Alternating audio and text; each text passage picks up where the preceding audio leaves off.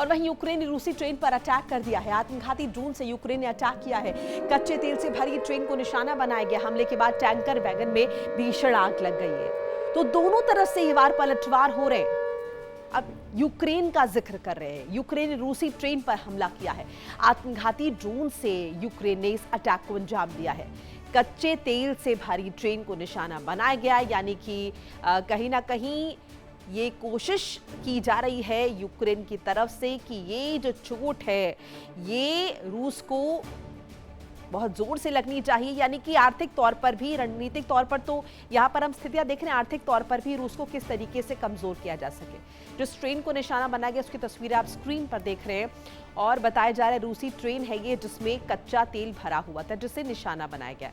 हमले के बाद इसमें आग लग जाती है, भीषण आग, और उसके बाद धुएं का गुबार, आग की लपटें आप बखूबी स्क्रीन पर देख सकते हैं। तो रूस को जैसे लग रहा था कि वो कीव को घुटनों पर ला देगा और ये युद्ध नहीं चलेगा।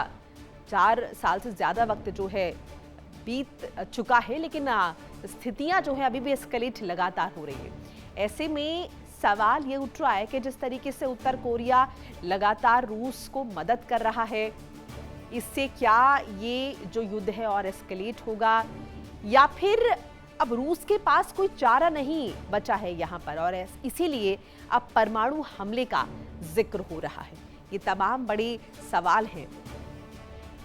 हालांकि आपको याद होगा कुछ वक्त पहले बाकायदा चीन की तरफ से एक सजेशन जो है वो दिया गया था रूस को और कहा गया था कि वो परमाणु हथियारों के इस्तेमाल से बचे।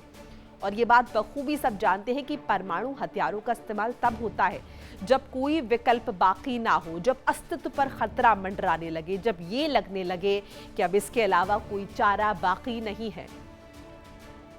और इसी पर ज़्यादा बातचीत के लिए मेरे साथ खास मेहमान जुड़ चुके के करके तारुफ करा देती हूँ। ग्रुप कैप्टन आशीष सहाय रिटायर रक्षा विशेषज्ञ, कर्नल देवानंद रिटायर्ड रक्षा विशेषज्ञ, डॉक्टर डी.के. गुप्ता विदेश मामलों के जानकार। आप सभी का बहुत बहुत स्वागत है। पहले साई साहब का रुख कर लेते हैं। साई साहब, ये जो स्थितियां हम देख रहे हैं रूस यूक्रेन के बीच नई नहीं है, लेकिन जिस तरीके से एस्केलेशन हो रहा है इसे किस तरीके से देखते हैं आप? जय हिंद। ये जब से cease fire between Iran and US हुआ है, अगर आप क्रिटिकली देख रहे हैं इसको, यूएस और ईरान के सीज फायर के तुरंत बाद may be 3-4 days later Ukraine ने रशिया पे अपने हमले बहुत बढ़ा दिए। बीच में इस साल के शुरू में कुछ धीरे धीरे करके हमले कम हुए थे। फिर रशिया ने, क्रोनोलॉजी ये है कि रशिया ने बिफोर फॉलिंग ऑफ विंटर्स काफी इन्वेस्ट किया यूक्रेन में। तो काफी, कई, मेरे ख्याल 25-30 किलोमीटर ज्यादा वो अंदर चले गए थे यूक्रेन के।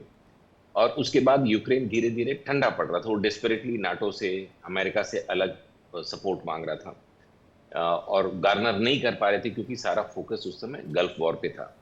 लेकिन जैसे ही यहाँ सीज फायर डिक्लेयर हुआ उसके 3-4 दिनों के अंदर अचानक से मिसाइल्स एंड ड्रोन्स का एक्सेसिव यूज किया है यूक्रेन ने रशिया के ऊपर।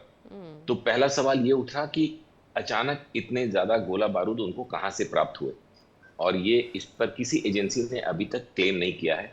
चाहे वो अमेरिका हो, जिसने बोला था कि हम आपको हार्डवेयर नहीं देंगे लेकिन टेक्नोलॉजी ट्रांसफर कर देंगे, आप पेट्रियट्स बना लीजिए, आप अपने डिफेंसिव इक्विपमेंट जो कि एंटी एयरक्राफ्ट इक्विपमेंट है या एंटी मिसाइल इक्विपमेंट है, ग्राउंड टू एयर, लेकिन एयर टू ग्राउंड या ग्राउंड टू ग्राउंड जो ऑफेंसिव इक्विपमेंट है, ऑफेंसिव प्रोजेक्टाइल्स हैं जिससे आप टारगेट्स को उड़ा सकते हैं ऑन ग्राउंड, रिफाइनरीज को या पावर स्टेशंस को, वो अचानक से कहां से इनके पास इतने ज्यादा आ गए इस सीज फायर के बाद, इस पे किसी ने अभी तक कोई लाइट नहीं डाली।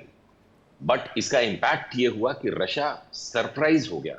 उनके 50-60 ऑयल रिफाइनरीज जो उनकी बैकबोन ऑफ इकोनॉमी है, क्योंकि उनका मिलिट्री हार्डवेयर का सेल पिछले 10-15 वर्षों में काफी कम हो गया, तो उनकी टोटल इकोनॉमी ऑयल ड्रिवन ही हो गई थी ऑलमोस्ट।